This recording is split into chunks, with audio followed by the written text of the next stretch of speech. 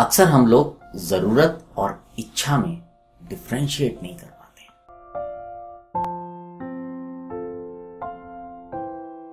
Radio Dwarka परिवार के सभी सदस्यों को मेरा नमस्कार।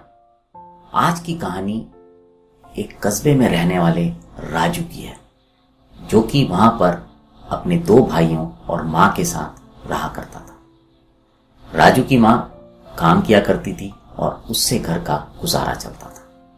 राजू अपने भाइयों के साथ स्कूल जाता था और धीरे धीरे वो बड़ा हो रहा था और उसके अंदर भी इच्छाएं जन्म ले रही थी। और उन दिनों एक नई चीज बाजार में आई थी जिसका नाम था मोबाइल। राजू भी चाहता था कि वो मोबाइल खरीदे और मोबाइल लेके जाए, घूमे, अपने दोस्तों के बीच जाए। और इसके लिए वो अक्सर अपनी मां से जिद किया करता था। लेकिन मां, जो कि अपने काम से परिवार का ही पालन पोषण कर रही थी, उसको हमेशा टालती रहती थी। लेकिन राजू के दिमाग से मोबाइल नहीं हट रहा था। स्कूल खत्म हुए, 2 महीने की छुट्टियां हुई। सारे बच्चे बहुत खुश थे क्योंकि अब उन्हें कोई खेलने से रोकने वाला नहीं था। सुबह से क्रिकेट शुरू होगा और शाम तक चलता रहेगा।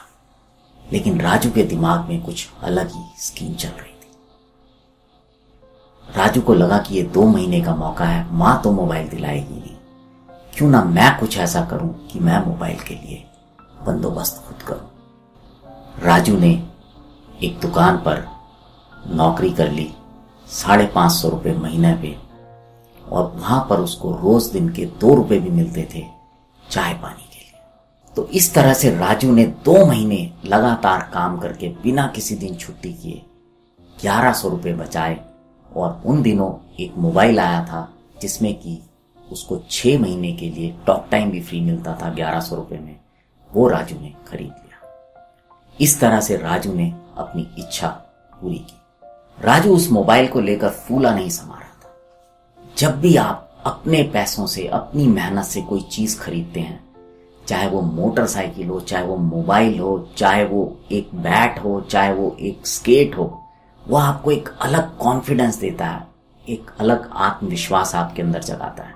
और सबसे बड़ी बात यह है कि हम उस चीज का महत्व समझते हैं, उसको संभाल के रखते हैं, उसका इस्तेमाल बहुत सावधानी पूर्वक करते हैं। और जब अगली बार वो चीज लेने की बात आती है तो हम तब तक अच्छी तरह मैच्योर हो जाते हैं। सबको राजू की तरह नौकरी करके भी पैसे कमाने की जरूरत नहीं होती। अगर हम चाहें तो हम अपनी पॉकेट मनी से ही थोड़े थोड़े पैसे बचाकर अपनी इच्छाओं को पूरा कर सकते हैं। फिर वो इच्छा चाहे एक आइसक्रीम खाने की हो, चाहे मोबाइल खरीदने की हो, चाहे कहीं घूमने जाने की हो। क्योंकि एक बार अगर आपको सेविंग करनी आ गई, पैसा बचाना आ गया, तो वो आपकी जिंदगी भर काम आएगा। अगर आपको ये कहानी अच्छी लगी हो तो इसे लाइक कीजिएगा, अपने दोस्तों, अपने परिवार वालों के साथ इसे शेयर कीजिएगा। अगर अब तक आपने रेडियो द्वारका को सब्सक्राइब नहीं किया है तो इसको सब्सक्राइब कीजिएगा।